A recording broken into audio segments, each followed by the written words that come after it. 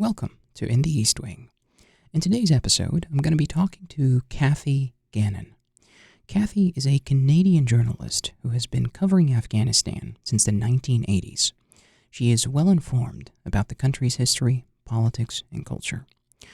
Whilst in Afghanistan, Kathy once survived a fatal attack that led to the killing of her friend, Anya, whom she was very close with. The incident, however, did not stop Kathy from keeping her passion alive, for she is still doing what she does best. When talking about her experiences, Kathy speaks with so much empathy and understanding, and it is certainly an honor to have her on the East Wing. Thank you for doing this with me, and you are going to be my first conversation on this brand new podcast that I'm launching with WKNC, so thank you for joining me. Well, thank you for asking. Absolutely. I remember the first time I encountered or came across your profile, I saw a picture of you with a laptop and I think a candle on the side, and it looked very dark and quite dim. And the minute I saw that picture, I immediately thought about the days I spent in Libya when we suffered with tremendous power outages and power cuts, and you'd always have candles in the house, and you hear, I don't know, like factions shelling one another, you hear bombs dropping, and it's just I saw that picture and I was like, gosh, it reminds me of those days. And so I wanted to ask you about the context of that picture and what where does it go back to? That was 2001. The Taliban were still in power, and the U.S.-led coalition had already, the invasion had begun on October 7th. And I was the only Western journalist that the Taliban let back into Afghanistan while they were still there and before they were thrown out by the U.S.-led coalition. So I went back on October 23rd. They left Kabul on November 13th of 2001. The Taliban were driven out on November 13th, 2001. So I went back on October 23rd. So I was the only Western journalist there for a couple of weeks. The BBC was allowed back in the last couple of days, but I was the only Westerner there. And this was at night at the AP house in the basement. And we'd moved down to the basement because our office and house where we were on the top floor. Well, there was a lot of bombing, and especially at night. And plus, you weren't allowed, the lights were all turned off. The Taliban had turned off all the power that existed. There wasn't complete power anyway, but they turned off all the power during the evening, thinking that they would somehow make it more difficult for the Americans to bomb their territory, not realizing that they really didn't need lights. But anyway, so they would turn off all the lights, and so all the power would be off. So you couldn't have lights on in your office because it would be seen outside. So even candles, or we had a generator, and we also had sat phones, which is how we transmitted. So I moved everything down into the basement, and plus also the bombing was quite heavy, and it got closer and closer into the city because there were military bases in Kabul itself. So the bombing was quite heavy, and the U.S. was using B-52s. B-52s are not particularly accurate aircraft bombing runs, so it's quite random what would happen. So we were down in the basement, and the only power we had was this candle, and I had a sat phone, which we used the generator for to run the sat phone when I filed. So that was me down in the basement. Others that worked with AP, my Afghan colleagues were there. Amr Shah was there. We had our other staff were there. They were so afraid they were just sort of like hugging the walls. But Oh my God. so that's where I was at the time. And usually when you guys, when you enter or when you exit the basement or your area of operations, what do you carry with you? Is there something that you consistently have within easy reach, or does that change every now and again? No, my notebook, maybe. I mean, Mm. not really. I mean, we were in the house. We went upstairs to get things. I slept upstairs. I was filing from downstairs in the basement. But I still slept upstairs. We went up to the living area. So it wasn't like we were holed up down in the basement. During the day, the bombing was a little further out, so we were upstairs. The light was coming in. We were able to use that. And the bombing was much heavier in the late afternoon and nighttime, at least around Kabul. Oh. So yeah. So during the day, we were mostly upstairs, and then toward the end, the last day before the Taliban were driven out of Kabul. The Americans did hit the house right behind us with a 2,000-pound bomb, and at that point, I Oh. was upstairs. Yeah, that was pretty harsh. So I went flying across the room, and the windows were blown in, and the frames, everything. And so we left the building then to go up to the intercon. And the BBC by this time were also in Kabul. So it was like the night before the Taliban actually fled Kabul. And the Americans were aiming for the house behind us, which they hit, but it was a Taliban leader who later was killed. But anyway, he wasn't in the building. He wasn't in the house at the time. Mm. But anyway, so we left, but our basement was still intact. And so there were some women and children fleeing in the neighborhood because of course it's terrifying. There's smoke everywhere, and it's people are there, civilians are there. And so we hustled them into the office and put them downstairs in the basement.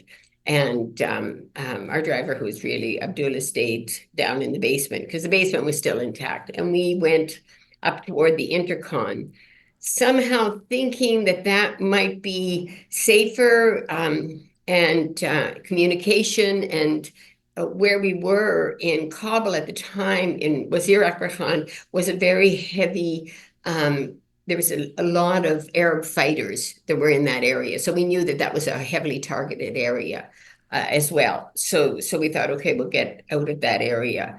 Anyway, and so moved quickly to the intercon. There was Mm. just one van we went back, got the BBC folks, they jumped in, and we all headed up to the intercon. Took us a while to get there. There were a lot of roadblocks and yeah, a lot Gosh. of problems along the way, but we made it. Yeah, no, I mean, one of the things I noticed in the story is that you mentioned a 2,000-pound bomb being dropped, and it got me Mm. thinking. I mean, wouldn't it have been wiser to go for maybe a precision-guided missile or something more less impactful in a way, since it was a target that was since it was one target, right? One Taliban leader, or yeah, I just thought that might have been an option, or a better option in a way.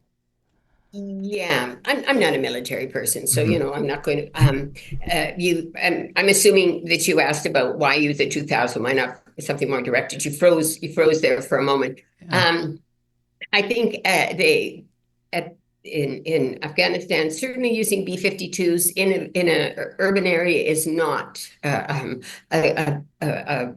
I would think, because it is so random. It's not really the type of weapon that you use in an urban setting. Mm. I think certainly in Kabul in Afghanistan, the intelligence really was not that great in terms of the US or NATO, because really they hadn't been in Afghanistan during the whole time the Taliban were there. Even after 92, when the Mujahedeen were in Kabul, Yeah.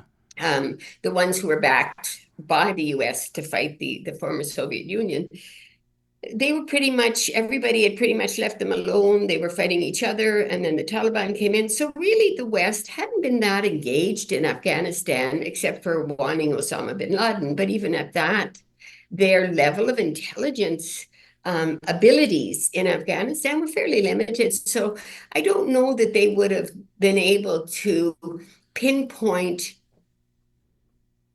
in that great with that great an accuracy anyway, frankly. So Mm. I'm not really sure that their intelligence was that good. I mean, Yeah. they fired at Osama, the eastern Afghanistan in 1998, um, when Clinton was in. Um, and they were trying to hit a base in eastern Afghanistan and Host, and where Osama used to frequent, and then Bin Laden used to frequent, and they, they missed him, and Mm. they killed some Pakistani militants actually, and a Ugh. couple of chickens. When you mentioned the Mujahedeen, the first thing that came to my mind was this one guy that I always encountered when I was a kid back home in Libya.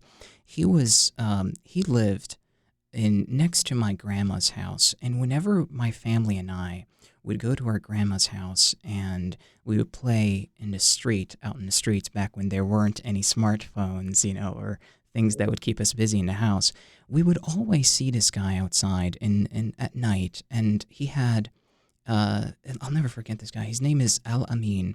He had a huge beard, and he would always tell us, kids, don't play out in the streets at night. And that was the only thing that he would utter. He wouldn't bother us. He wouldn't do anything that was sort of nefarious, but that's the thing that he would always tell us. And when we go back to my grandma's house, we would tell our aunts and our grandma that this guy talked to us again and he told us not to play in the streets.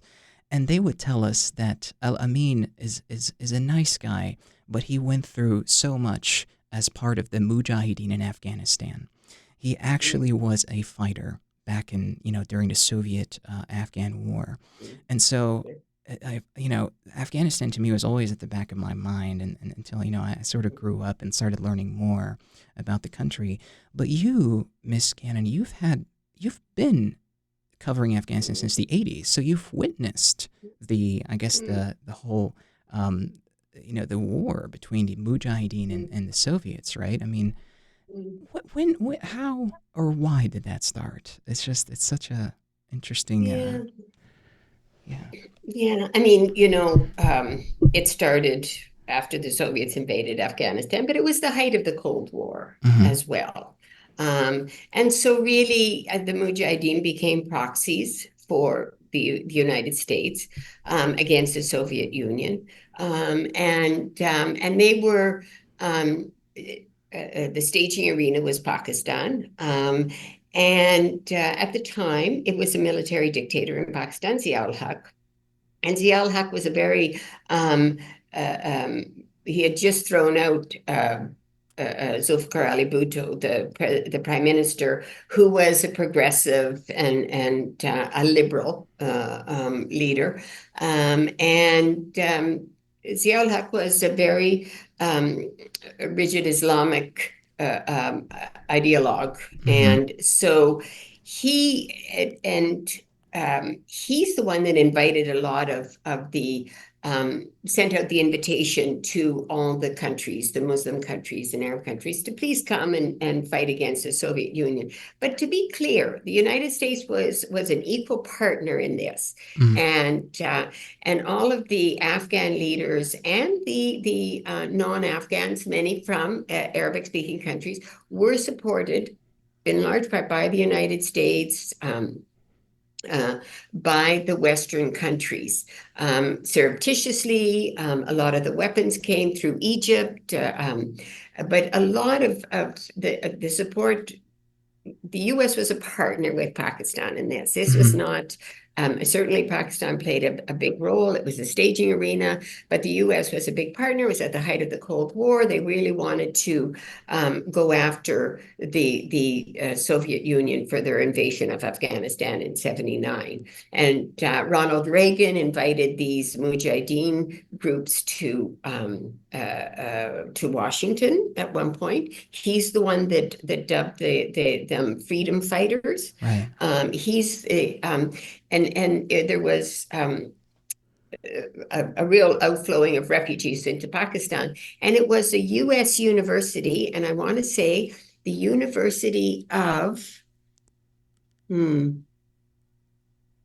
can't remember right now That's all because I right. know it's in my But No, I'm saying it's you all know, right. oh You'll yeah, remember it. I thought you knew the one. But anyway, American University that set up a program for teaching Afghan refugees English. Ah, And it was, and this is where the title of my book comes from, but it was to teach them English. J is for jihad, to fight the communists. K is for Kalashnikov, to use in your jihad against the communists. oh, And they would have math questions for them. And it would be, if you had 10 communists and you killed 5 communists, how many communists would you have left?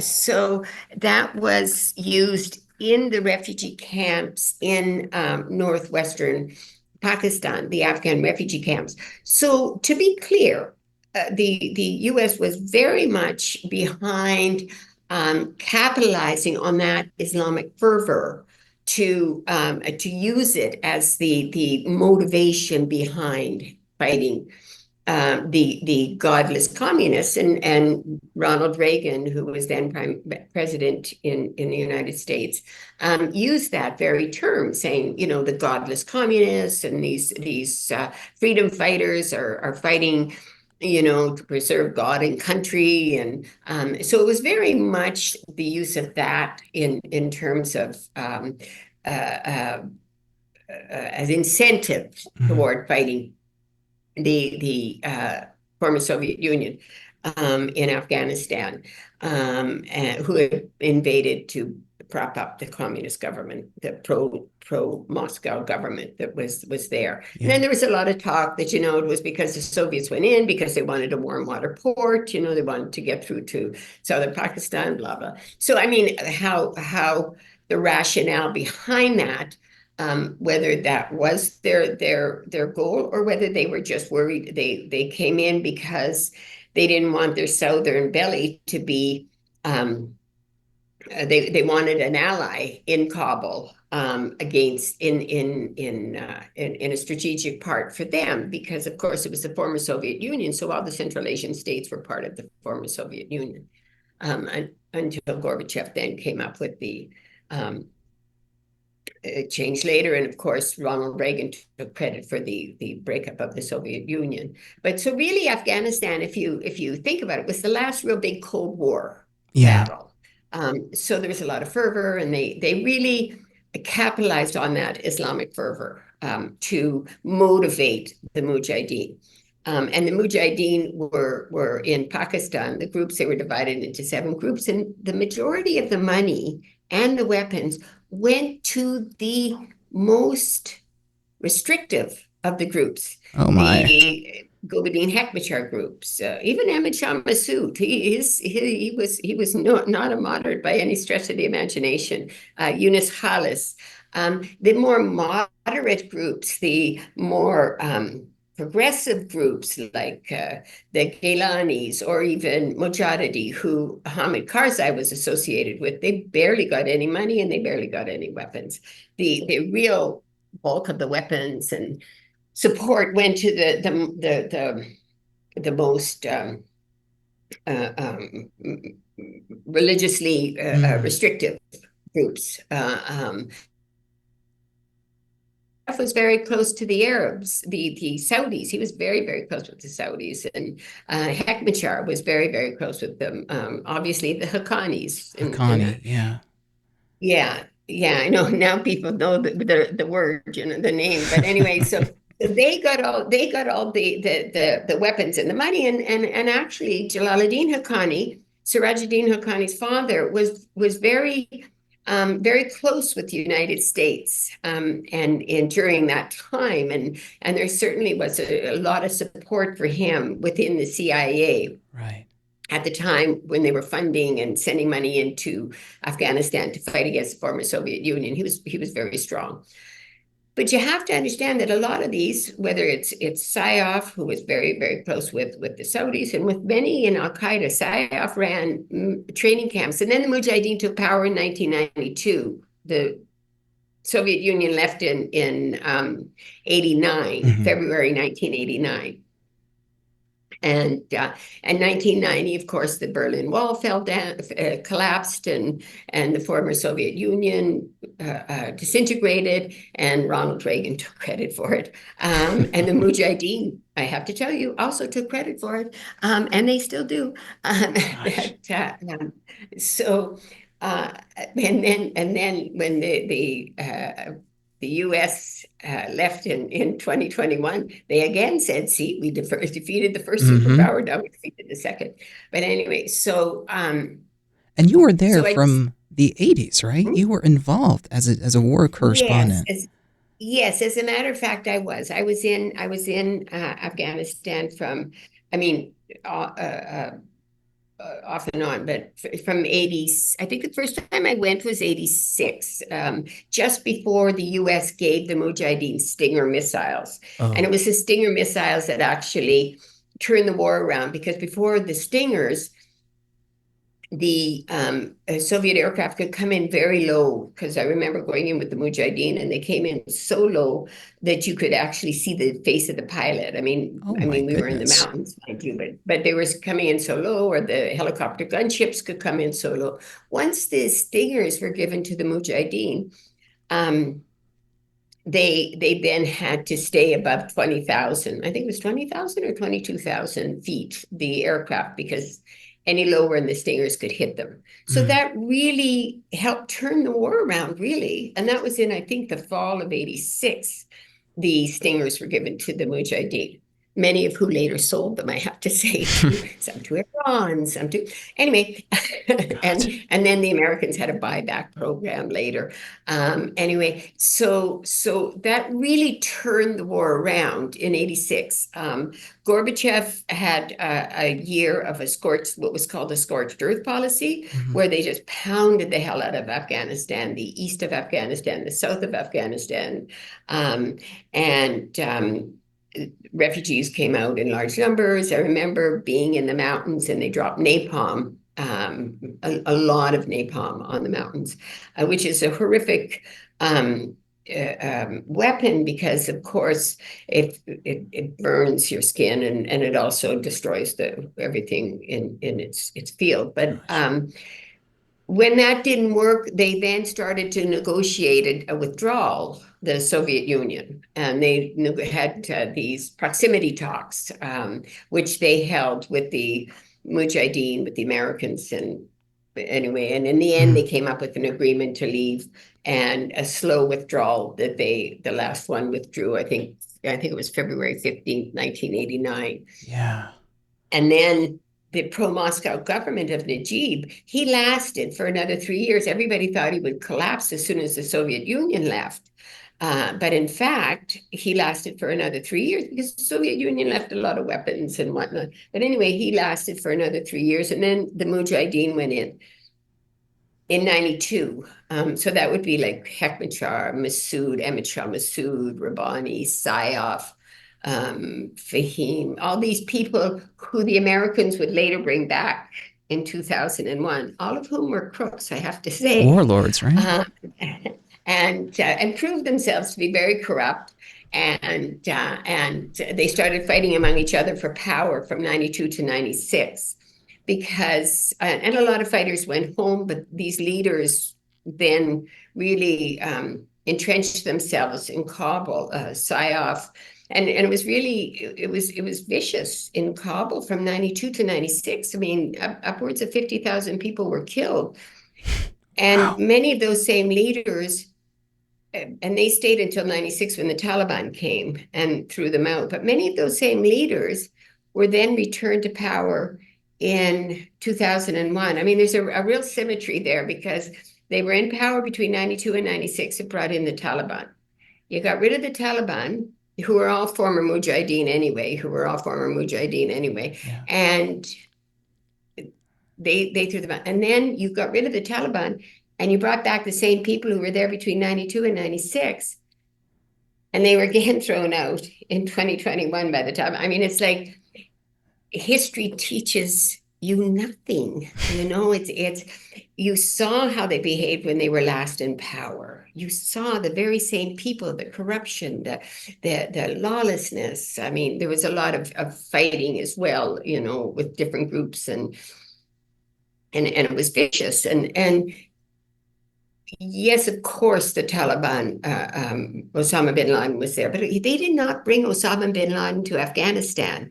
That was the Mujahedeen, the ones who were there between 92 and 96, and the one who actually went to Sudan to invite Osama bin Laden to Afghanistan was a member of SIOF's group. Now, SIOF was brought back to power in 2001 by the Americans, to Oh, be wow. clear. And Haji Qadir, again, all these names and that nobody would know. But anyway, Haji Qadir, who would later be a minister in the US-backed government post-Taliban, post-2001, Haji Qadir, he actually gave a speech at a luncheon welcoming Osama bin Laden to Afghanistan Really? in May 1996. So I mentioned all of this because, and that's not to downplay the alliances that bin Laden developed with the Taliban, but those alliances were first and strongest with the Mujahedeen, who were in power between 92 and 96. SIOF had the camps at Farmad, or had the camps at Daruta, at the border at Torkham. Khalis, who was seen as a U.S.-backed ally in 2001, including Haji Qadir. They had Al-Qaeda training camps in Farmada. They certainly protected a lot of them, even post-2001. So I just mention all of this, which is very confusing for people, but to say that it is not as black and white, and the good guys are not always so good, and the bad guys are not all completely bad. And unfortunately, foreign intervention into Afghanistan is never about Afghans. It's always about the requirements and needs of the foreign invaders. So in 2001, when the Taliban were thrown out, and all these people were returned to power, Fahim's Ahmed Shah Massoud was killed in the bombing 2 days before by Al-Qaeda operatives who blew up Ahmed Shah Massoud on September the 9th, two days before the 9/11 attacks. Strangely, and nobody has followed up, they were given chits to go to Massoud by SIOF, Abdul Rasul SIOF, who was an ally of Massoud's, but who was also very close with the Arabs, and who was very powerful in the US-backed government post-2001. So I think it's not knowing history and not knowing the histories of the people that you're allied with is very dangerous. And unfortunately, when the US-led invasion occurred in Afghanistan in 2001, people like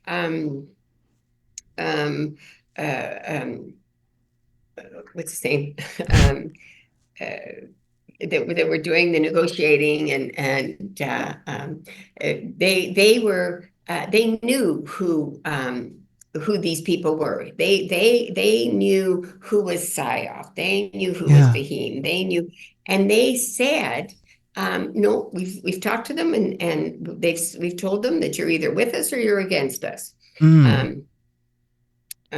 So it was very intentional in terms of putting these people back in power, because they didn't know anybody else, because the US had and NATO had been away from Afghanistan, had not been involved in Afghanistan. So they just didn't know or didn't have alternatives Right. to these former Mujahideen who had been such a problem.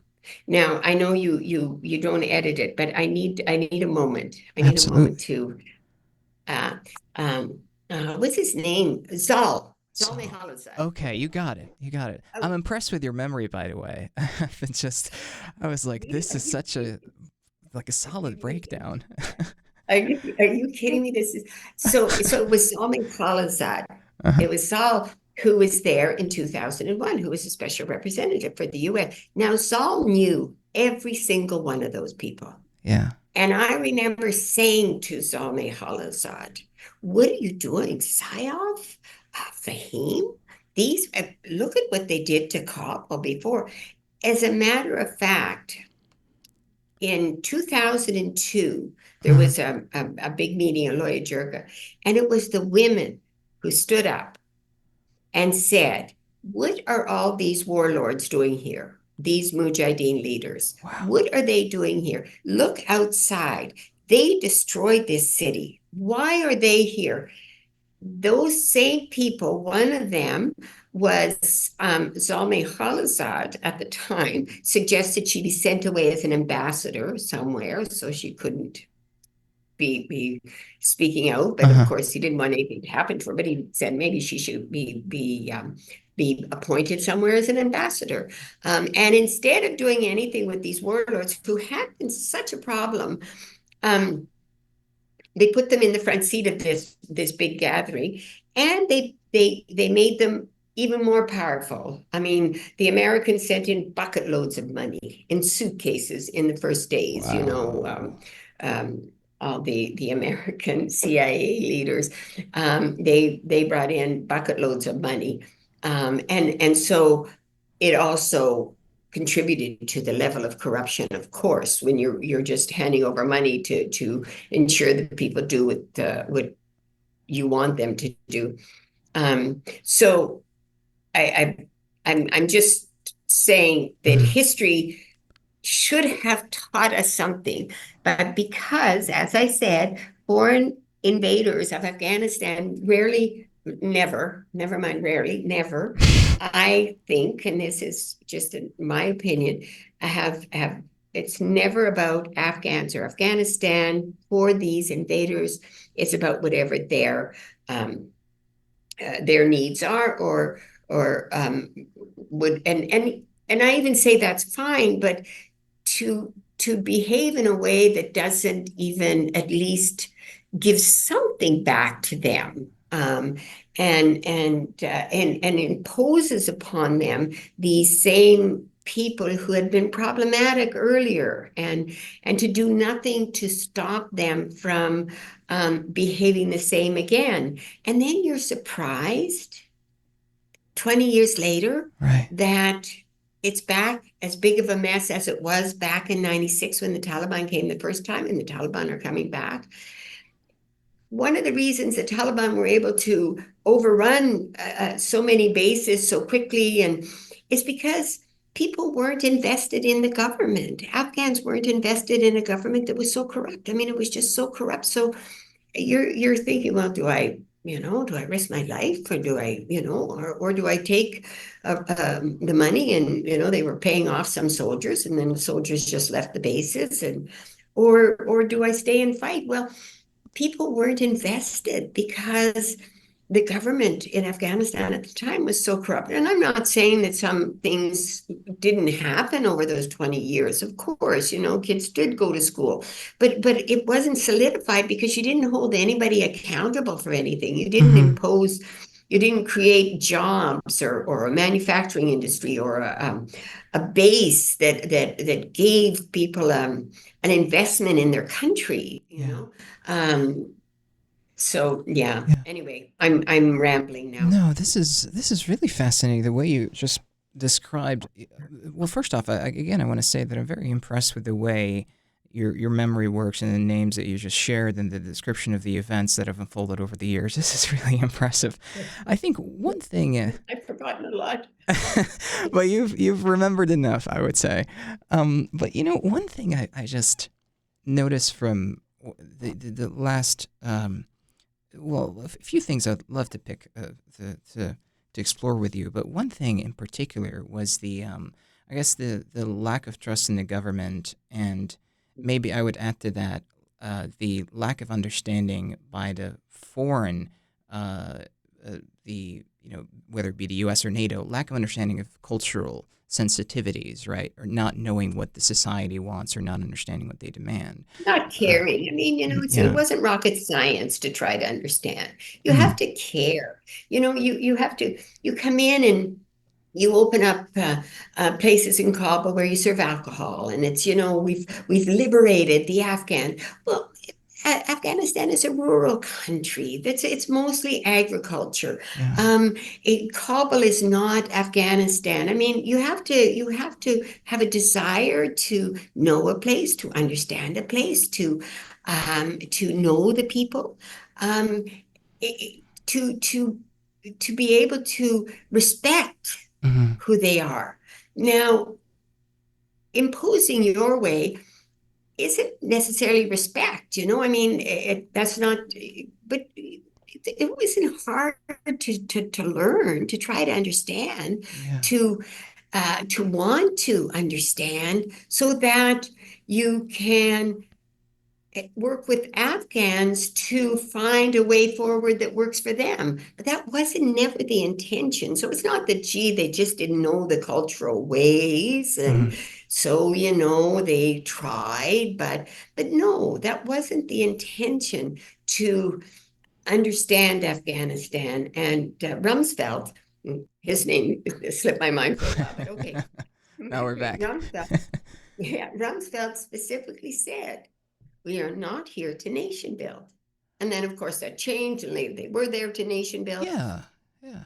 So if you read, there's now, and I think it's good that at least now there are things coming out. But I remember in 2001, in December 2001, and I said this to Saul, and I said this to a friend of mine, after they brought back all these warlords, and I said, you watch, in another 15 years, 10, 15, 20 years, this whole place is going to go to hell in a handbasket. And everybody's going to blame the Afghans because they're going to say, look at those Afghans. They've been fighting for years. We don't understand all their conflicts. They're tribal. It's all their fault. And they're going to blame them. And really the U.S.-led coalition, NATO, and went in for their own reasons, understandable. It had been an attack. They had to be a response, or they felt they had to respond. But when you returned the same people who had destroyed the country in the first place, and knowing how and why they did it, and then you return them and say, we're not here to nation build, you clearly have no interest in Afghanistan. Right. So whether you don't understand their cultural ways, sure, but you have no interest in Afghanistan. That, I think, has to be also said. There wasn't really an interest in Afghanistan or Afghans. Yeah, That's and my opinion, just mine. the hot take. But what's interesting today is that you rarely, with any of the media outlets that people are constantly exposed to, you rarely find news of what's unfolding in Afghanistan or what's happening domestically in, I don't know, in Kabul or Kandahar or these other areas. And it seems like they're trying to maybe shift the focus away from, the botched withdrawal and the failure in Afghanistan and try to focus on other things. It's like, forget about it for now, and we'll deal with it once the situation becomes worse. That's how I see it, but I don't know if that's something, you have something to say about. Yeah, well, I, I mean, the world is a busy place right now, Hmm. I mean, and so I don't know that there's a calculated, here, let's manipulate what comes out. I mean, the news outlets are overwhelmed with the Middle East, with what's going on in Gaza, Yeah. with Ukraine. So Afghanistan, again, and I'm repeating myself, the invasion was never about Afghans or Afghanistan. So post-invasion, okay, it was a botched departure. But really, it was 2,500 soldiers. The way they went, a mess. But the fact that so many Afghans were desperate to leave, Mm. it didn't just happen in 2021 that so many Afghans were desperate to leave. And if anybody was ever paying attention to Afghans, you could have understood that this might be a problem. In 2019, 2 years before the Taliban made any move toward Kabul, Pakistan, a country that most Afghans don't even like, Mm. opened up its consulate in Jalalabad to give visas. There was a stampede of Afghans to get visas to get out of the country, Wow. and 9 people died in that stampede. Now, that Oof. was Afghans desperate to get out to a country they don't even like. Oh my God. So on August 16th, on August 15th, the Taliban came. Immediately, the social media among young kids was on fire with people saying, "Oh, get to the airport, and the Americans will take you. It's get to America. We could get to America." And so everybody went, and then plus all the foreigners were leaving, in a panic, even though really the US, you spoke with the Taliban for 2 years in Doha. You were negotiating with them for two Mm. years. And you had an agreement with them and everything. Okay, that was under Trump. Biden comes along. You're going through the same. They come into power, and the same people who were in Kabul were the people you were talking to in Doha. So why weren't you talking to them, before, when they were coming in? Why weren't you, more prepared? It's far more complicated than those horrible scenes, which were horrible. Yeah. And that day it was, and I did a piece for a Substack on this 3 years ago, because I interviewed the families of some of the kids that were killed, like the young lad who fell out of the wheel well Oh. when he grabbed onto the wheel well. He was a young dentist. He was trying to get to America. His father is sure to pay, because his father had spent a fortune by his standards, to get him married. Mm. And he didn't tell anybody. And his father was sure that he was just so desperate to get to America to make money, to send Oh. it back. Yeah. Another young lad, he was a soccer player. He was afraid the Taliban wouldn't let him play soccer. So he thought, I'll go to America. I'm going to play soccer. He loved, and he got crushed under the wheels. Oh But my they were God. so afraid of the Afghans that instead of staying there and shutting down the engines and sending in people to disperse them, they took off in that aircraft. I still don't understand why, but I don't know all the details behind it. So, but when you had all these people hanging on to the aircraft, why did you take off? Why didn't you just shut your engines down? The place was, you had soldiers there, you had your people there. Disperse the crowd. They were just a bunch of Afghan. None of them had weapons. They weren't there with weapons. They were there just to go to America. You Right. know. Right. Um, but they were so afraid, they just took off. I mean, and there was nothing on that aircraft. There was no one on that aircraft. It was supplies. It wasn't. Anyway, I mean, Yeah. and that's a question I don't understand, but I do think that there wasn't a lot of trust between the U.S. and NATO and their Afghan allies in Afghanistan over those 20 years.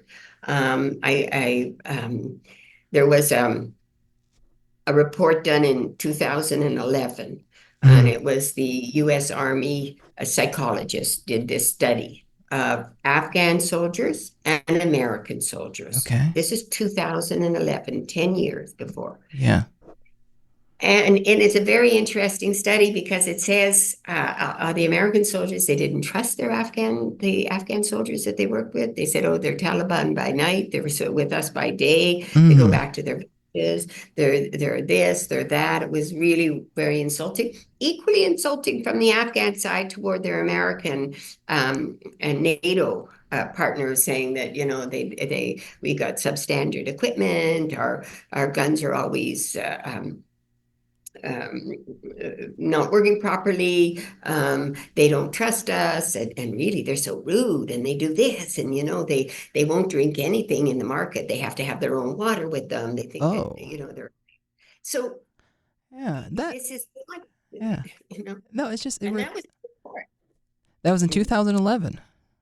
That's 2011, a Gosh. report that was, and where did it change? Did anybody say, wow, we really have to do something? Yeah. No, instead they just took the Americans off. There were no Americans when there was live fire, Oh, when they were doing their practice at the practicing ranges, the Afghan soldiers, the Afghan army, the Americans weren't allowed there if there was live fire in case really? they shot them. Oh my God. And That reminds me of one of my good friends who was an Army Ranger, who was deployed to Afghanistan, I think twice.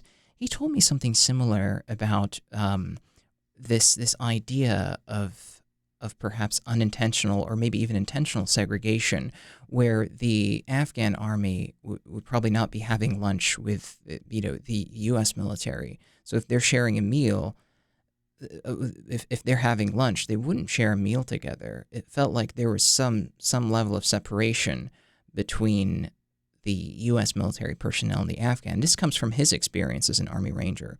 But he told me that he really wanted to establish a connection and sort of build a relationship, right? And nowadays, now that he left the military, now that he's in the States, it weighs heavily on him, this idea of leaving some of those people that he connected with behind, and those Afghan military personnel who were promised to be evacuated or promised to leave the U.S. but now have been left to leave Afghanistan, but now have been left behind. It's just such a very, very, very hard situation to deal with. yeah, but it's a country of 40 million people. Um, you had 20 years to try to help, do things. It's a country. What are you going to do? Evacuate everybody? You know, it's like that whole evacuate. Yes, the military people. Fair enough. I say the military people, certainly evacuating all the CIA. There was CIA trained troops for Unit 01, 02, the Host Protection Force, because they were very and they had a tough job. I'm not saying, but they were very brutal. So there was a lot of and there's been stories done and real good investigative pieces showing the brutality of their behavior. These Afghan CIA trained forces. Oh wow. So a lot of anger among Afghans toward them, among Taliban. I understand absolutely. And I understand the fear that those who were with the U.S. Army fighting or in the battlefield, their need to leave. But there was no sense and I'm not talking about military, and I understand, and a person who had an Afghan that they got close to inside the military. There's a bond, and Mhm. I'm sure it's sad for them to wonder at their fate. Yeah. But really, everybody that after 2001, the world just evacuated everybody out of that country, and everybody who could left. That said, I mean, you could have been sweeping the garden or a gardener for somebody who was a foreigner, and you were taken out. What does that tell you? What you think of Afghanistan? Well, we better get everybody out. I mean, it's a country of four. It's a country. It's a beautiful country. Yeah. Um, and okay, the Taliban rulers are regressive. And more hardline today than they were when they first came back in 2021. Um, but taking out everybody who maybe could have fought harder for rights for people, but you took out that sort of the teachers, the doctors, I of course, I mean, who am I to say, well, you should stay? Mhm. But it's a beautiful country, so okay, you're going to come out because I knew you. Well, I better get you out of there. Thank God you're in America. What does that say about Afghanistan? Well, thank God you're not in that, hellhole. It's Right. not a hellhole. It Yeah. is not a hellhole. It is a beautiful country, and Afghans are smart. Mhm. Afghans can figure out how to make things better. And I'm not saying that it isn't in a difficult place now, and there's some real problems, and and the Taliban are horrible in not allowing girls to go to school, and it's wrong, and they should be. And the vast majority of Afghans want their girls to go to school, including within the Taliban movement, who want their girls to go to school. But the leadership and how the leadership is set up. But the world abandons Afghanistan now, and all the embassies are closed. No, that's not true. That's not true. I lie. The embassies, there's a lot of embassies that are open. The Japanese embassy, there's something like 22 embassies that are open. Wow. The UN is still there. The World Bank sends people in. The IMF, not the IMF, sorry. Different UN organizations are represented there, which is good. The desire, in my mind, this is just again in my, the desire should be to get into Afghanistan and help Afghans find a way to make their country better, not shaming and beating people over the head and you're horrible and you're this and you're that. And I absolutely speak out in favor of girls' education. There are Afghans inside Afghanistan who are speaking out in favor of girls' education. There are women, young girls that are demonstrating in favor of girls' education. There are kids going to school in Afghanistan past grade 6 because Afghans are working to get them to school. There are people I know in Afghanistan who are running schools for girls. Is it right that they should have to do it in secret? Is it right that the Taliban bans girls from education? Absolutely not. Wrong. But standing outside and beating them over the head, does that make Afghanistan better or Afghans better? Does it help them? Or does it make you feel better? Like, this is, we have to beat them into submission. Well, this is seems to be the way, the only solution we have for anything is beat them into submission, beat the Afghans into submission, beat somebody else into submission, beat the Ukrainians into submission. That seems to be our go-to is, well, we just have to be, we'll show them they can't do this. What about getting into the country, going back? I don't say recognizing the Taliban, but there are a mountain of ways that you can get back into Afghanistan. Every single embassy could open in Afghanistan, putting people in there who can help Afghans know that they're not alone. Afghans will find their own solution. They're smart people. But I know that the world will come down on me and say, well, how can you say that we should go back when the Taliban are there? The Taliban aren't going anywhere. Oh yeah, they're not. And the opposition, the alternative, is no better because those people who say the Sadats, they are potential war criminals. The ones who were in power before, some of them are potential war criminals, and so if they're not so you want to put them back for the Afghans? Is that the answer? Maybe the answer lies with Afghans. Maybe they are smart enough, capable enough, competent enough. Let them figure it out. And unless you want to evacuate 40 million people, and then you have to figure out a way to help Afghans help themselves, because we don't have the answer. The West does not have the answer. The East does not have the answer. And you spent 20 years there. And let's be honest. What did we accomplish? You came in throwing out the Taliban in 2001. You left with the Taliban coming back in 2021. So you got involved in a civil war, you lost. Now, if you really want to help the Afghans, it seems to me you have to figure out with the Afghans. The Afghans, they're the answer. the West has its concerns. I don't say they don't. Pakistan does. There are militant groups there. The Al-Qaeda is regrouping. The Islamic State in Khorasan is there. The Taliban are fighting them. The Americans are working with the Taliban Oh, are to they try to really? fight.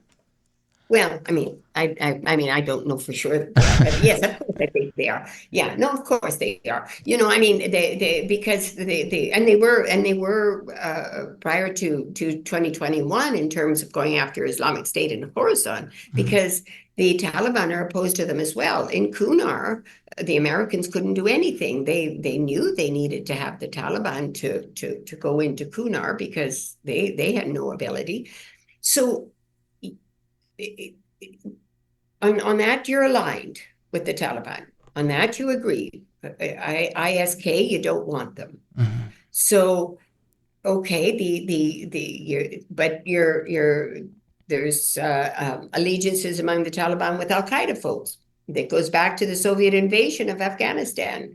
Those links. Okay, what happens with those? The TTP, the Tehrik Taliban Pakistan, causing havoc in Pakistan on the border areas. The military has lost hundreds of soldiers on the border with attacks coming across the border from Afghanistan by the TTP.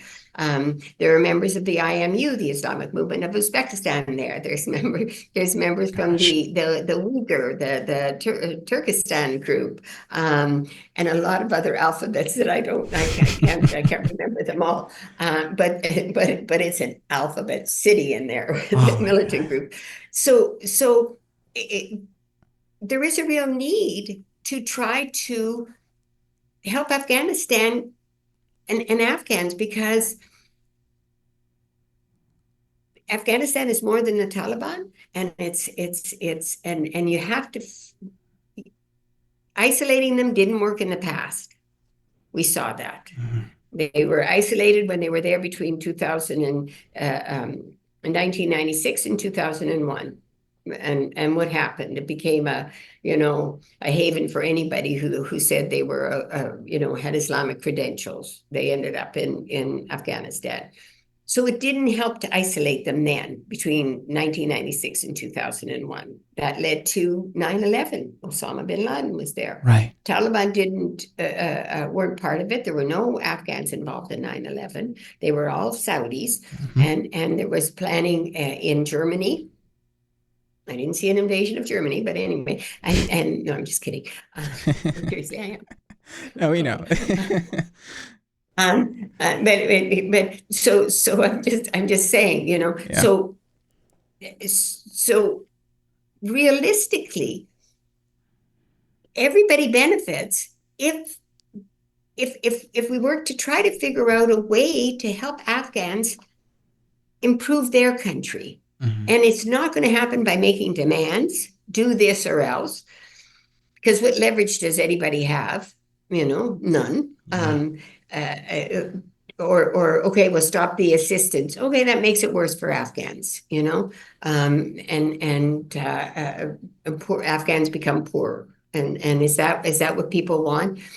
So it's like, for me, finding a way to work with people, even people you don't agree with, even people you don't like, to make things better. You've got to figure out a way to make Afghanistan work for Afghans. Nobody wants increased migration from Afghanistan. I mean, a lot of the people that were evacuated still aren't settled. Mm. They're in between. I mean, really. Yeah. So you want to take out more people and do what? But how do you help them make their country work for them?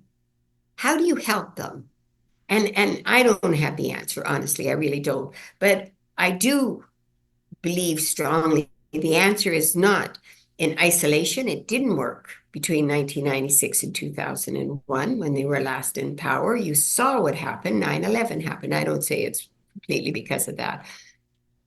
but when you're there, when you're in Afghanistan, you get to know people, you get to feel, you get to understand, you get to, understand how this works, understand how that works. And I don't say, people. One former diplomat said to me, "Well, we can't go back to Afghanistan because some people will become sympathetic to the Taliban." And Oh. it's like, really, really? I mean, the Taliban is like, they're not a monolith. There's a mix of different, I mean, there are people who want education among there. There are people who maybe they don't agree with you. Maybe they don't see their country run like America. Okay. But there are people among the Taliban who want a better life, who genuinely want a better life for their country and their countrymen. Mm. And there are those who want for themselves, I don't say, but there are among them. How do you work with them? And there's how do you work with the other 40 million people in the villages? People who have gone through the Soviet invasion and got nothing out of it. Then they went through the Mujahedeen and got nothing out of it. Then they went through the Taliban and got nothing out of it. And then they went through the US-led invasion and got nothing out of it. People, Afghans, they want a better life. They're not, and they're smart. The answer is in my mind, again, Mm. is to be there, not recognize fine, but to be there and to be in Afghanistan and to be among people and to show them that they're not alone. Yeah. And that will give courage to others, to people inside the country, to come together to perhaps find another way that works. It might not be what America wants or Mm-hmm. what Canada wants. I'm Canadian, by the way. Oh yeah. And Yeah. so to be clear, but, Clarification but purposes. should be very clear on that. But so it might not be that what looks like what we think or you think or America thinks. Well, so I mean, so what? We make a lot of mistakes in the West, and at some point you have to respect others, and Mm. and I think Afghans haven't been given the respect that they deserve. I really don't. I don't think any invaders have. I don't think most people do. I don't think they were trusted when in the last 20 years, many of the allies. I don't. I don't think it was much about Afghan, and I don't. Yeah, Mm. I don't think there's been a lot of respect. Yeah. You mentioned twice, I think, that Afghan people are Please. smart, and and I think, Only twice. Okay. yeah. Oh, maybe I lost count. Well, you see, your memory Yeah, is way sorry, better I than am mine. so repetitive. I am so sorry. I'm No. all over the place. I apologize. No, I'm this all over the was place. I loved it. I mean, the fact that you have this level of admiration is in and of itself admirable, and I think that I've experienced many encounters with Afghan folks throughout my studies here in the U.S., and I think one friend of mine, Samir, who witnessed the fall of Kabul in 2021. I've never met someone as patient and as brave and as smart as Samir, and he went through hell, in trying to escape Afghanistan, since he was involved with he was with USAID. He worked for USAID, and he went to the American University of Kabul, I believe, or the American University of Afghanistan, right? And so having I've recorded an episode with him, actually. I want to give him another shout out to just so people maybe go back and listen to his story. But again, I really think that there are so many of them out there who really want to make a change, who have went through so much suffering, and they really want to give something back to the country, because they'd hate to see their country crumble before their eyes. And so, yeah, it's such a that pushes us to want to really listen and help out and create or facilitate an environment where they can actually create that change because they really want to. And my Yeah, friend really well, wants to. sure, the those who left, but it's I'm talking about the people who are still there, Hmm. you know. Yeah. Um, 40 million people are there. And I respect that, but I respect Pakistanis. I respect Americans too. I respect I'm it's not that I guess for me, I just see globally how we go into you the this going into a country and um imposing uh, it's not just Afghanistan, and I'm not saying this right, but I think our arrogance Hmm. um, is Western arrogance is and it's Western, like somehow we know better and we'll and in our sympathy and our pity and our and for me, I say let them do it. I don't say abandon them. I say go in and but if they don't look like us, I mean, yes, the Afghans who left and so many are really struggling and want so much for their homeland, but those with beards and turbans are also Afghans, Hmm. and Afghans are also people in villages, and they're also older people who don't really understand what all's going on, and really don't trust us very much, and with good reason, and so Afghanistan is very it's like every country, I mean, I guess I'm not really making myself I'm not being very articulate, obviously. No, I think you are. But I do believe that regardless of whether it's Afghanistan or in any country, that we stop thinking that we have answers, Mhm. because we don't. But if we care and we have an interest and we have a desire to help Afghans help themselves, not dictate. And the truth is that well, military people were in danger for sure. And I understand that. Everybody who worked with an American or a Canadian were not in danger. Did they want to stay? Of course not. Who wanted to stay with them? It was a repressive, and a lot of people who wanted to leave hadn't even been born. They didn't know what the Taliban rule was like. They just all the stories and how repressive they were and how they Yeah. beat them if they didn't grow a beard and they didn't go to the mosque and if they couldn't play soccer and couldn't have music and couldn't have all of those things. But there were a lot of people who lived and survived and managed, and so I guess what I'm trying to say is that Afghans are like in any country, it's a mix. Yeah,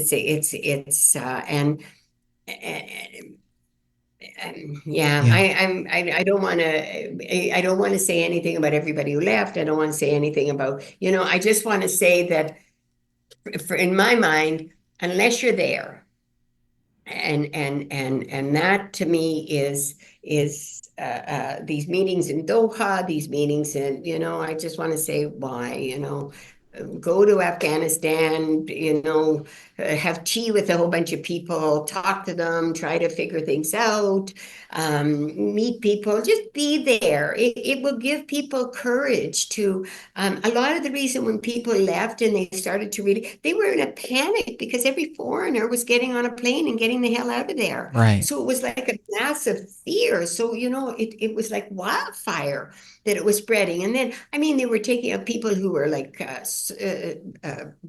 play football, I mean, it, it, there were a lot of people who played football who couldn't get to the airport, Oh, or there were a lot of,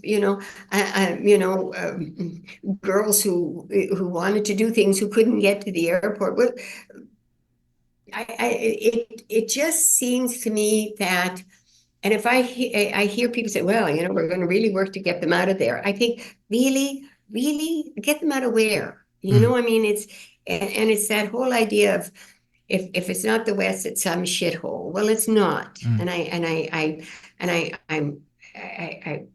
and when I say about Afghanistan's a beautiful country, I mean that so sincerely. I also think Pakistan is a beautiful country. I mean, I think America is a beautiful country. I'm mm. not, but America is no better than Afghanistan, than Pakistan, than and so our arrogance really, I think, somehow um, makes us less able to really help people help themselves.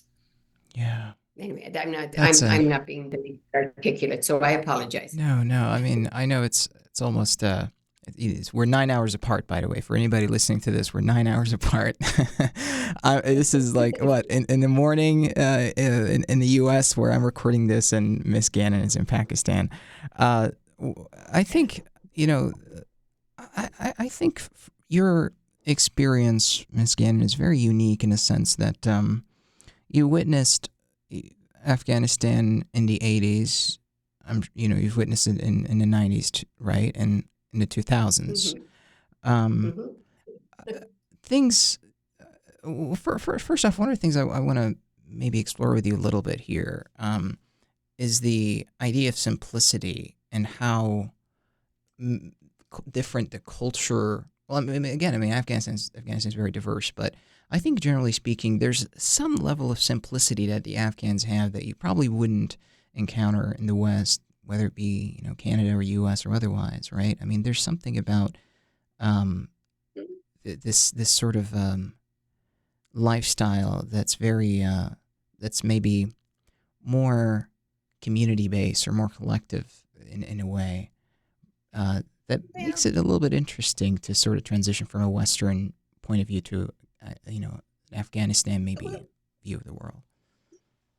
yeah, I mean, I come from northern Canada. I come from a very small mining town, like 600 miles north of Toronto. Mm, Um, and so very different than Toronto, for example. yeah. But yes, of course, Afghanistan culturally, it's a tribal based in many ways. I wouldn't say simplistic, like, we're much more complicated and we have a more nuanced understanding. And Mm, no, I mean, their opportunities are far less than ours. Yes, the culture is different. It is a tribal community, tribal oriented society, and the loyalties to certain groups and to people, and the sense of loyalty and how they define loyalty. Can be very specific to there. Um, and so of course, and the religion is widespread practice, Islam. But then, every religion, whether it's Islam or Christianity or Judaism, if you ask me, the thread is pretty much the same throughout all of them. mm, How each your practice will change. You've got some fundamentalist Christian communities that, don't allow dancing, don't allow singing. There's, restrictions. Um, you've got beliefs and same in other religions. So I don't touch the religious angle on anything because it's practiced differently everywhere. Each one practices the religion and in a different way. So I don't find, of course, as a woman, I find restrictions that I wouldn't find in, say, Canada, in some places. But at the same time, I see how laws are so flexible in America in terms of women's rights, and I think sometimes when I think how far maybe we think we've progressed in the West, how little we have. And I feel upset about that. So yes, of course, and I'm not trying to play down the fact that yes, of course, there are cultural differences, and but I guess for me, I don't. I yes, it's different. So Hmm. what? I Yeah. mean, and it's not that I'm that shallow or anything, but I mean, but really, I mean, it's like we focus in on, well, it must be horrible being a woman. What do you think? Wait, of course it's not. I mean, I yes, there are restrictions. I figure out, how do I get around them? Can I get it? Do I like or dislike? Sure, I have likes and dislikes about Hmm. about certain things. I have likes and dislikes about certain things that I see in America happening, and or in other parts of the world happening vis-a-vis women, and how um, we make, 3 steps forward, 2 steps back, and I kind of think the stereotypes that are so overwhelming, even and so that's why I'm talking in circles, because I don't want to get into stereotypes, and I don't want to feed into them, and Hmm. but yes, of course the culture is different, and yes, of course they're but are they simpler than we are? No. And Hmm. are they're as complex as we are, and have a political discussion with somebody, or their depth of understanding? Are there people who they can uh, talk circles around you, and talk circles around me, and understanding and philosophizing, and they might be in a village. I mean, Yeah. I'm not trying to play down that there are differences. Of course there are, Mm. and cultural differences. Are they simpler than us? Are they do they place more emphasis on family? Some people will say yes. I think yes, family and tribal connections are very important. Um, More so than in other parts of the world, less so than in other parts of the world. But Afghanistan is not a monolith, and Hmm. neither is Pakistan, neither is America. But we seem to want to put everything into a nice, neat box. Yeah.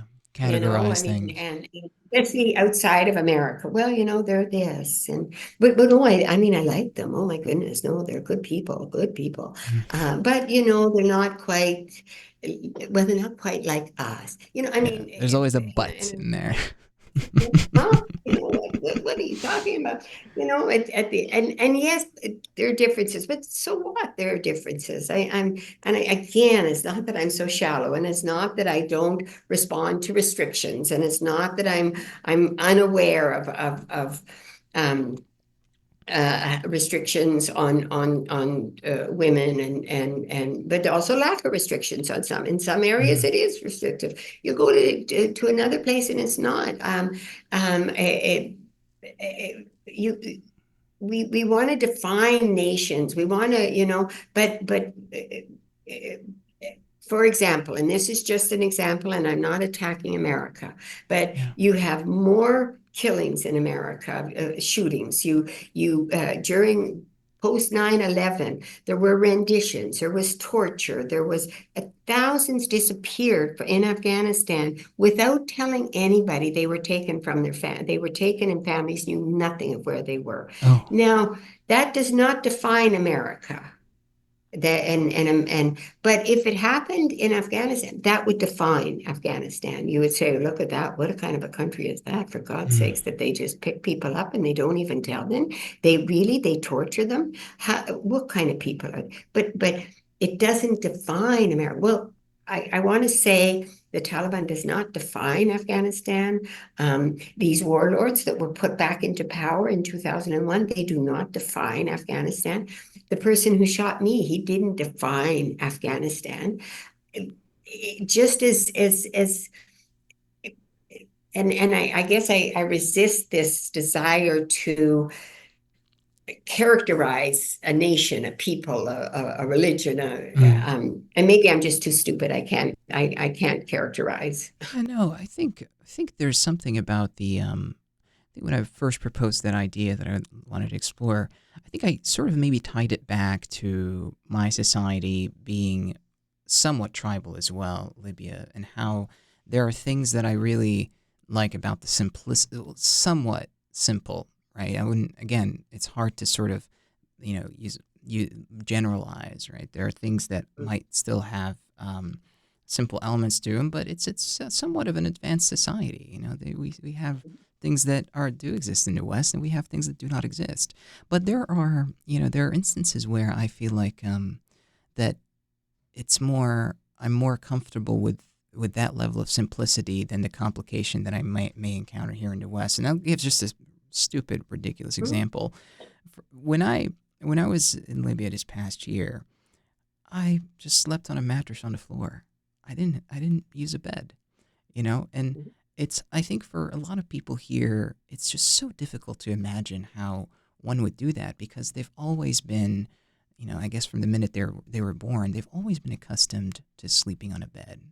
But, for me, it wasn't something that I think I may have considered it a luxury, right? And Mhm. so there's that element of simplicity that I still, even though I live here in the West, I'm sort of, sometimes people would characterize me as westernized, but there are still, elements of where I come from that I like and enjoy. And it's just, yeah, that's the idea. Absolutely. And the thing is, I guess also for me, what does westernized even mean? I Mm, mean, really, I think we take for granted the narrative of being westernized is this. yeah. What does it mean to be westernized? Does it mean to be arrogant and to be believing that you're entitled to take from the poorer countries? And make them poorer because the Western countries' consumption is so great. Is that what is Western? Is it rule of law? Well, does rule of law really work for your non-allies? Do you hold the same standards for others as for do you give the same freedoms to others and make the demands of all to behave the same? Is that what it means to be Western? So I think we take for granted because then I would say, I think we have to I, I'm I'm sort of at this point in my life where thinking that our narrative, we really have to rethink our narratives, redefine what we see as courage, what we see as bravery, what we Mm, we see as strength, and I think the West is really in many ways being less brave and less strong than many other countries in terms of insisting on rule of law, insisting on humanitarian law, insisting that all follow the same rules. So I think that there's one set of behavior that is okay for the West and everyone that is allied to the West, but there's a whole other set for mm. those that are not. And it's not a positive thing. It's a real I think we have to really examine that because there's a level of racism, there's a level of that is very deep. Look at when Russia went into Ukraine and the refugees that came out of Ukraine, Mm. and even some of the coverage was racist. Yeah, I noticed that. I mean, but they're civilized, not like Afghanistan and Iraq. I mean, I was physically ill Hmm. when I mean, Iraq is the seat of civilization. So I'm not putting down one. I'm just saying I think that it is really important that we be as critical thinking about ourselves. And when we say Western values, when we say I honestly have no idea what that means. And I'm not saying that as but I honestly have no idea because you'll say one thing, I could give you an example 10 times over where that's not true. Right. You'll say another, I'll give you examples 10 times over where that's not true. So those values, you're right as a human being is because you're in America. I the right of somebody else who's in Pakistan. Well, that's all chaotic. That's this. As Mm, well, you shouldn't be doing that. You better not come here because you'll be like this. I mean, it's racist. yeah. So again, I'm not being very articulate, No, but no.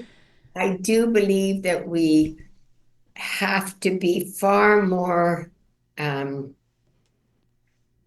critical Hmm. of ourselves, or critical, thinking far more critically about what we say so easily in terms of Western values, the Western way of life, the Mm, Western this, and that's not to demean anyone, because I do believe that America, of course, is a great country. As is Canada is a great country, but as is Pakistan, and as is Afghanistan, and as is Libya, and so I'm. Are there problems, and are there difficulties in each of these nations? Yes, yeah. but it's yeah. I'm again rambling. This is no. This is really. It really makes me think more about the aspect of humility that I notice with a lot of these people that travel who have had experiences abroad, contrary to those that maybe did not have the same level of exposure. And here I'm not saying that those that weren't exposed aren't necessarily humble, but you do notice a sort of heightened sense or heightened yeah, so you notice that in the people that have had so many experiences abroad, they're very humble, and when you have conversations with them, it feels like they haven't like it's as if they haven't had that deep level of experience, whether it be in, I don't know, humanitarian work or war reporting or traveling or getting to know people. It's just you have conversations with them, and they're normal. And I'm not, and I know it sounds a little bit weird for me to say, but and it's just, yeah, it's very strange sometimes. Well, but they're in their world, and I even say, okay, that is your world, and you're living within your world, and I accept that. And but I don't understand, what I of course I understand. It's the looking at other people and not being accepting of them, that somehow their differences are make them less. It's Mm, like, well, we all share a lot. We're more in common than we're different. Well, we're not. We're different. But that is good. That those differences are fun. They're interesting. They're problematic if you don't understand. It's a lot of work to try to understand. In just one country. I mean, in Canada, it's a big country. I mean, and so look at our indigenous, what we did. I mean, I come from northern Canada. I come from a place where in 1996 was the mhm, last residential school where we did horrific things to the indigenous children through the guise of the Catholic Church, with the help, rather, not the guise, the Catholic Church and the government of Canada. Horrible, horrible things to our indigenous people, taking them from their families, putting them into residential schools. That the last one closed in 1996. That mm, might seem a long time ago to you, but for me, I mean, I went to a Catholic school my entire time. I grew up in a small northern mining town. I knew nothing about this, and in my very area that this was going on. So what does that say about Canada? What does that say about how we treat um, our Indigenous people? How we treat minorities? How we do? So is that a Western value? Gosh, what does that say about the Catholic Church that did horrific things that have been documented to these children? So what does that say about? So if you want to go down that road with Afghans or Pakistanis, or then go down that road with everybody, mhm. and understand that we really, none of us have that right to stand up and say, oh, look at you. we have the right to we should have the desire to try to want to understand better each other, not say be like me, but try to understand better each other. And uh, it gets into this whole, but Yeah. anyway, so I just feel that this whole polarization that exists today, particularly in America and really globally, there's an increasing polarization. Mm. And that, to me, only shows how more entrenched we're becoming to say our way, the right way, that the be like this. This is, this is good. This is bad. This black and white. This is courageous. Look at those going out and beating the hell out of this one. Look at this one. It's going. That's courage. And somebody who says show some compassion, and maybe we should, what's the matter with you, what kind of a weak person are you, and your leaders have to get into big trucks and blow big horns to impress the people. Uh-huh. If anything, it's becoming far more polarized, and that sense of strength and is the ability to be better and stronger than somebody else. And somebody's got to be the weaker and the loser. Mm. And I'm Yeah. going on again. Really, It's Abdullah. No, this has really got me thinking about a lot of things. I hope you still have some coffee in your mug, because I don't know if this is gonna. Not Uh, much though. no, it's running out. You wanna? It's. How long is this going on? We can keep it going for a couple more minutes, because I sense with the time difference, Okay, it can, it's no, nighttime in it's not, Pakistan. What's that? yeah, it's not that late in Pakistan, Oh, but okay. I'm rambling. I'm starting to ramble. No, I love Abdullah, so this. It's we need to.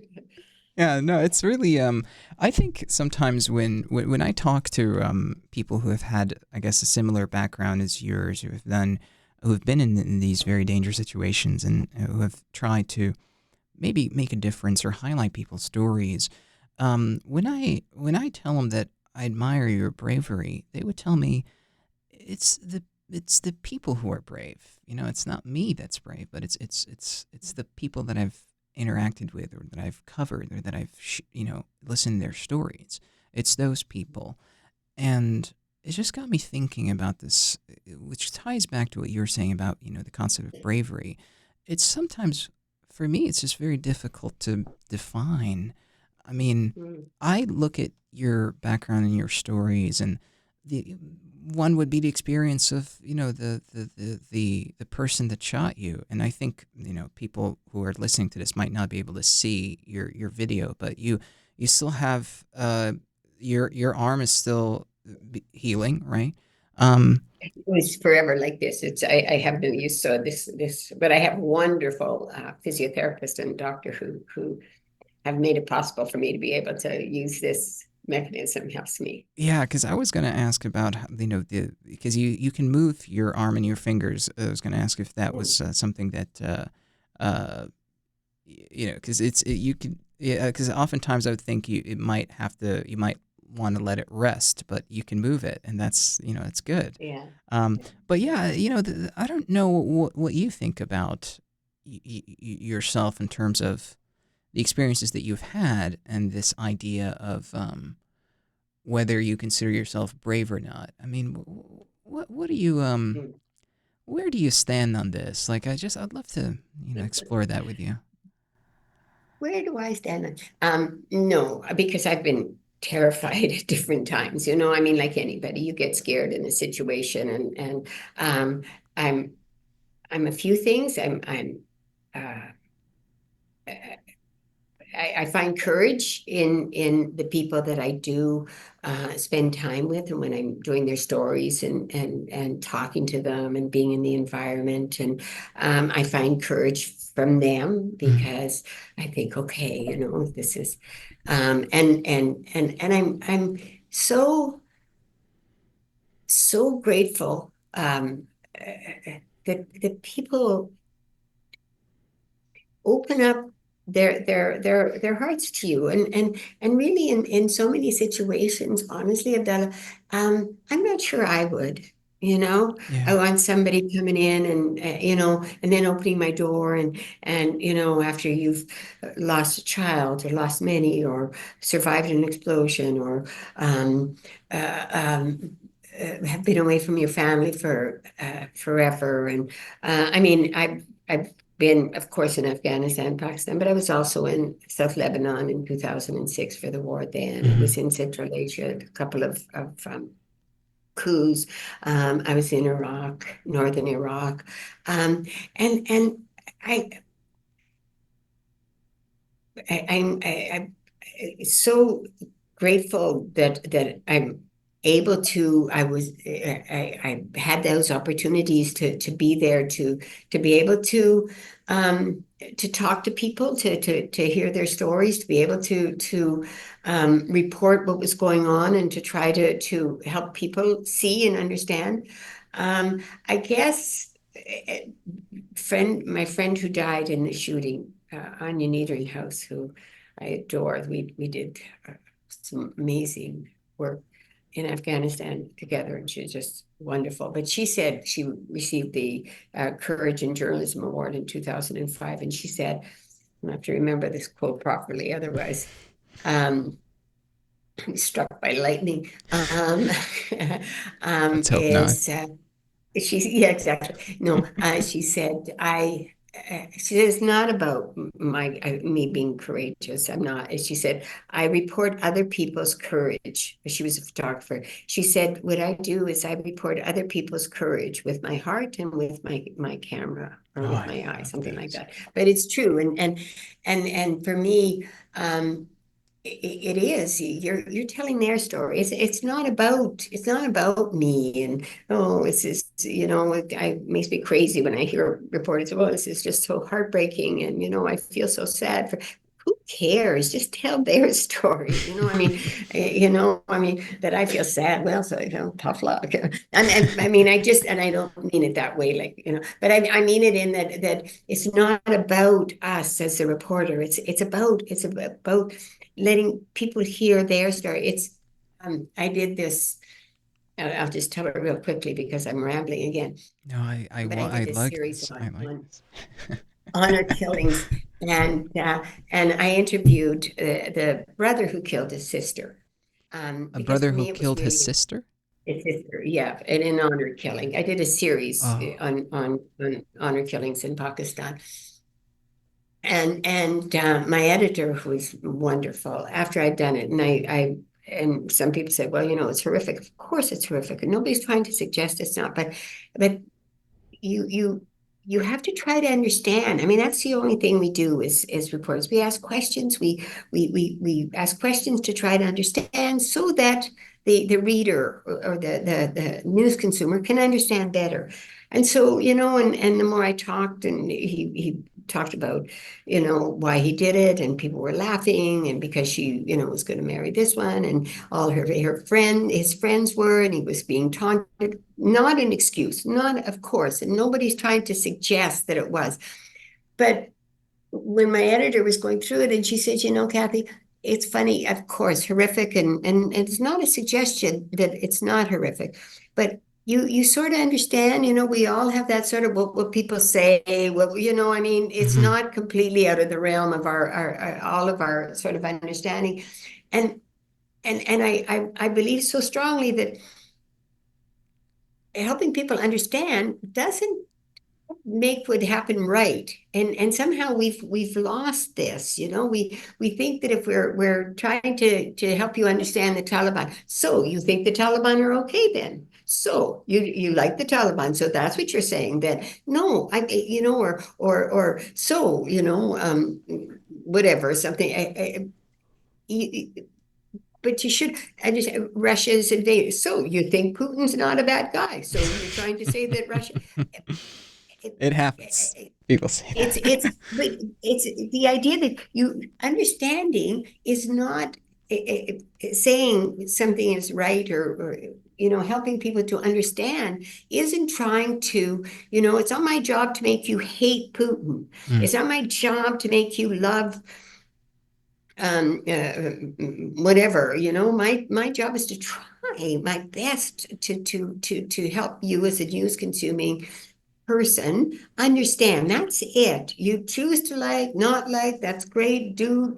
But my job isn't to make you hate the Taliban and be outraged. No, my job is to help you understand. If you're outraged, okay, that's go ahead. Yeah. But my job is, and that's what we do as reporters is, and we ask questions, and we ask them of everybody. And it's not he said, she said. That's stupid. People says, well, so Kathy, if somebody says the earth is flat, you're going to say, so Joe Blow said the earth is flat. With that, that's a lie. If you're going to just no, of course not. I'm not a stenographer. I mean, we're professionals. But why did that person say the world is flat? What kind of, who is this person that Mm. thinks the world is flat? And you ask the questions from that person. I mean, what makes you say that? So you understand? Okay, maybe there's a lot of people that think the world's flat. You think they're all idiots? That's fine. Yeah. But I'm curious. Why do you think the world's flat? Why are you saying that? And then you give context and you give, but that's what we do. We're not, I'm not here to make you, laugh at the guy who thinks the world is flat, or say, look at Abdullah said the world is flat, and then move on to the next thing. No, I mean, I'm supposedly trying to help people see, well, oh, wow, or why. Instead, we want to hate somebody right away, or we want to believe they're wrong, or we want to believe this is right, this is wrong, this is good, this is bad, this is Yeah. and it's increasingly so, I think, which is why the world is increasingly polarized. They're bad, we're good. They're wrong, we're right. And right can do anything, no matter how wrong right it might do, it's still on that right category. And that and in my mind, it, it's because we're not telling and explaining, trying to understand, where we're instead trying maybe too much to make you like the right ones and hate the wrong ones, Mm. or hate, like, I don't know. Yeah. I was this idea of I'm again rambling, Abdullah. We're wrapping this up soon, I'm telling you. yeah, we've almost hit the 2 hour mark. So let me just try to wrap things up here with just one idea that I I just thinking about it when you were talking about understanding and curiosity. I always think about these young kids, these wannabe suicide bombers, and I think Mm. about just really wanting to understand why they want to do this. Why do you believe in wanting to harm innocent lives? And why you want to keep on, why do you think that's right? And so it's always, for me, it's about curiosity. It's not approval of these actions. It's just wanting to understand them so that we can properly fix that problem. And so, and you might have so much to say about this, and I know we're doing almost 2 hours now. No, But no, no. Because I've talked to would-be suicide bombers, and that, and like anything, there's no, you know, one size fits all. mm, And you're right. I mean, and the same reason why I talk to them, and because you want to understand, you want to. It doesn't mean that you're agreeing and nothing. You want to understand. You want to understand the depth of their feeling. Do they even understand what's going to happen to them? Do they yeah, even understand what does it mean? I mean, and it's not just, to be very clear, they're not just and it's not geared to any one religion, because, as we know, the first suicide bombers were in Sri Lanka, mm, and so it's not tied to a religion, which is too often what is immediately put in there when we talk about a suicide bomber. yeah, I'm not saying that there aren't a lot of them, but I'm just saying, but also trying to understand what their thinking is. And I interviewed this one suicide bomber, well, would be, obviously he didn't, otherwise I wouldn't have been interviewing him. yeah, But anyway, and he was just a young kid, and they had gotten him, and he was really upset that they had stopped him. And he was only maybe 14 or something. But he was so brainwashed. And, he'd gone to this school, a religious school, and he'd been so brainwashed, this poor thing. And he didn't, and he said, no, you don't understand. He said, the Quran says you have to kill Pakistani soldiers. Oh, I said, I said, because Pakistani was only created in 47. So, sure, yes. oh But my. poor kid, he didn't, he was a child. He didn't Yeah. know.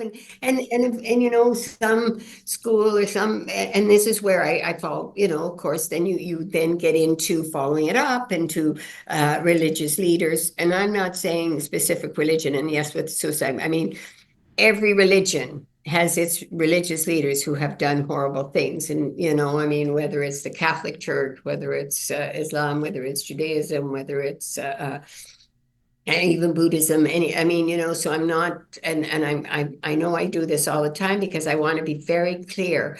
Our world is so focused on stereotypes right now, Hmm. and I cannot think beyond these stereotypes. And yes, some within contribute to it, some, but mostly without. And so that's why I'm very specific always to try to be broader in my outlook rather than focusing, because none of it has to do with religion. Yeah. Religion is used for power. Religion is used for manipulation. It's used, and it's used by anybody who can possibly use it. Mm. Well, that's one way of wrapping up our conversation, Miss Gannon. I think we went overboard. I should have at least asked you, hey, how long can you do this for? And I know you're traveling tomorrow. No, it's fine. It's fine. But oh my God, I've just rambled, and I haven't been very articulate. And No, no, and that was I feel great. like You feel like what? I feel like I should apologize. No, no, this was wonderful. I'm glad we did this, and I wish you speedy recovery, and I hope you'd have a safe trip as you travel tomorrow. And again, I really appreciate this I'm just conversation. going. No, yeah, no, everything is good. I'm so fortunate. My battery's almost down, but Oh, I mean, I'm so fortunate, and yeah. Thank you very much. But no, I'm great.